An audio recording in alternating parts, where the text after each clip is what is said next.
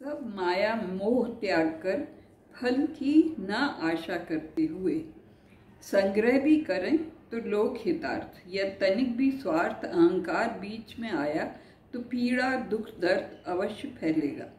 मानवीय गुणों को शारीरिक गुणों से ऊपर रखिए।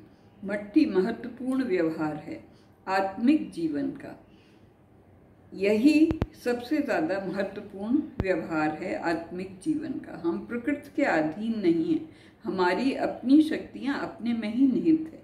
जैसे कुछ सामाजिक नियम होते हैं जिसका हम पालन करते हैं, ऐसे ही ज्ञान क्षेत्र के भी कुछ नियम हैं जिन्हें निभाना चाहिए। आत्मा के स्वास्थ्य के लिए ये शिक्षाएं लाभप्रद हैं। यदि हम में तमस अधिक होगा तो कार्य भी वैसा ही होगा। यदि हम शारीरिक कष्ट के भय से या किससे हमें कष्ट होता है इस भाव से कर्म त्याग करते हैं तो वो राजसिक है। ऐसे राजसिक कर्मों का फल कभी नहीं मिलता। बस मुझे कष्ट पीड़ा नहीं होनी चाहिए, यही भाव होता है। ये मेरा कर्तव्य है, चाहे दुख हो या सुख, फल कुछ भी हो, ये सात्विक है। मेधावी व बुद्धिमान संशयहीन होकर कार्य किसी प्रकार का भी हो करते हैं। संपूर्ण संचालन में मेधा बुद्धि की पराकाष्ठा है। सुसंस्कृत व्यक्ति ज्ञान से ही होता है। शारीरिक शक्ति के अतिरिक्त एक सौम्य नम्र सभ्य व्यवहार आवश्यक है। ये बच्चों को शिक्षा का भाग होना चाहिए।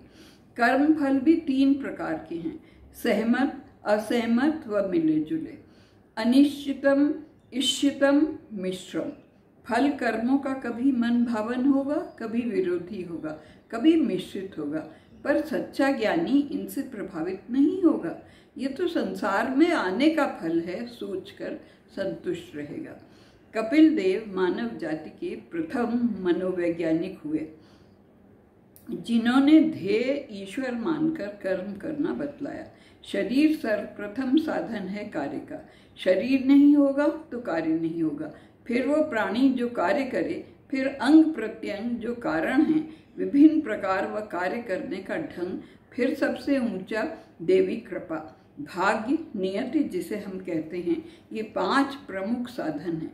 पूर्व जन्म के फल केवल भारत मानता है। भाग्य के विधाता हम स्वयं इस प्रकार हैं। पूर्व जन्म के कर्म एक विशेष समय पर पूर्ण होकर फल देते हैं, वही भाग्य हम कहते हैं। कोई भी कर्म करो, उचित अनुचित, न्याय अन्याय, कारण व साधन, ये 5 वस्तुएं हैं। दुर्मति न बनिए, ये मैंने किया, 5 कारण बने तब कर्म हुआ। सदैव अच्छे में प्रयोग हुआ, बुरे में प्रयोग हुआ। वेदांत कहते हैं जब हम केवल मैं के भाव से ऊपर उठ जाते हैं तो कर्म का अच्छा बुरा समाप्त हो जाता है। कर्म होता है दैविक आज्ञा से।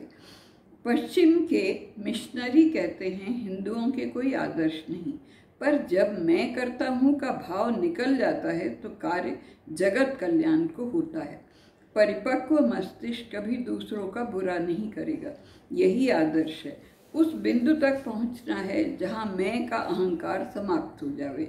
श्री कृष्ण कहते हैं ज्ञान का ध्येय और ज्ञान प्राप्त करने वाले ये त्रिगुणी कारण हैं किसी कर्म के। हथियार, वस्तु और दूत ये कार्य करने के कारण हैं। यही कर्म संग्रह है।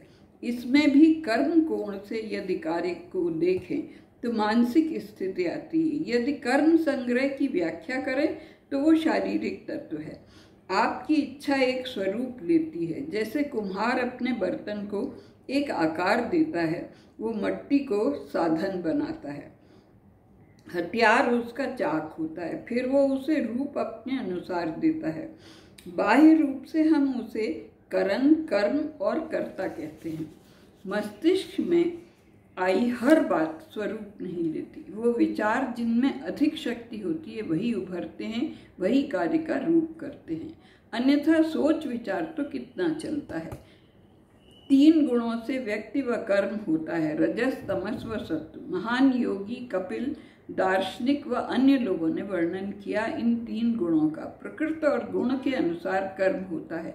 मनोवैज्ञानिक मनुष्य के मस्तिष्क में मन में बैठकर करते हैं, तब उसका अध्ययन करते हैं। जब हम गहराई में गए तभी हमने पाया कि अपना सत्व भी कुछ है। श्री कृष्ण कहते हैं, जब मैं ये गुण भेद बतलाता हूँ तो ध्यान से सुनो।